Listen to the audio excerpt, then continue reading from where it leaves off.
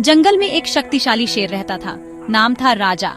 वो बहुत बड़ा और ताकतवर था और उसकी दहाड़ सुन के सब डर जाते थे।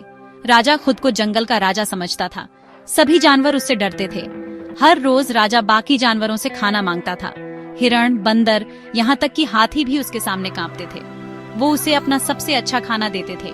मना करने की किसी की हिम्मत नहीं होती थी। जंगल में कहुशी नहीं थी। एक दिन छोटू नाम के एक छोटे से खरगोश ने सोचा कि बस बहुत हुआ। छोटू छोटा था लेकिन बहुत चालाक था। वो राजा की गुंडागर्दी रोकने और जंगल में शांति लाने का तरीका खोजना चाहता था। छोटू जानता था कि वह ताकत से राजा से नहीं लड़ सकता, इसलिए उसे अपना दिमाग लगाना होगा। उसने बहुत देर तक सोचा कि कैसे इस शक्तिशाली शेर को चकमा दिया जाए। वो जानता था कि उसे एक अच्छी योजना की जरूरत है। छोटू को जंगल के अंदर एक पुराना सुनसान कुआं याद आया।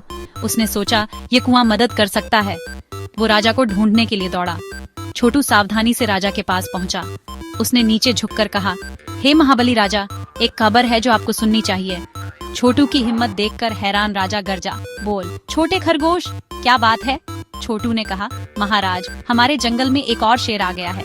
वो खुद को असली राजा बताता है। वो आपको चुनौती देने के लिए पुराने कुएं में छिपा है। राजा गुस्से से गरजा, एक और शेर?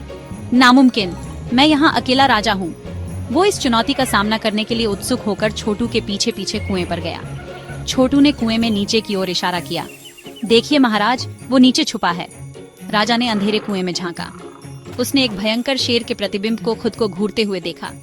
राजा गरजा और प्रतिबिंब भी गरजा। उसने सोचा कि यह सचमुच एक और शेर है। गुस्से में अंधा होकर राजा लड़ने के लिए कुएं में कूद गया। राजा जोर से पानी में गिर गया। वो फंस गया था। उसे जल्द ही एहसास हुआ कि वहां कोई और शेर नहीं था, बस उसका अपना प्रतिबिंब था। जैसे ही वह वहां बैठा, भीगा हुआ और नम्र, उसे अपनी गलतियों का एहसास हुआ। छोटू ने ऊपर से नीचे आवाज लगाई, हे महाबली राजा, असली ताकत दया और निष्पक्षता से आती है, डर और बल से नहीं। राजा को अपने पिछले कामों पर शर्म आई।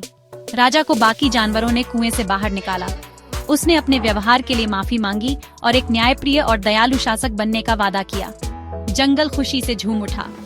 उन्होंने छोटू पर प्यार और कृतज्ञता की बारिश कर दी। उस दिन से जंगल एक खुशहाल जगह बन गया। राजा ने सीखा कि सबसे छोटा प्राणी भी सबसे बड़े सबक सिखा सकता है। उसने निष्पक्षता से शासन किया और सभी लोग शांति और सद्भाव में एक साथ रहे।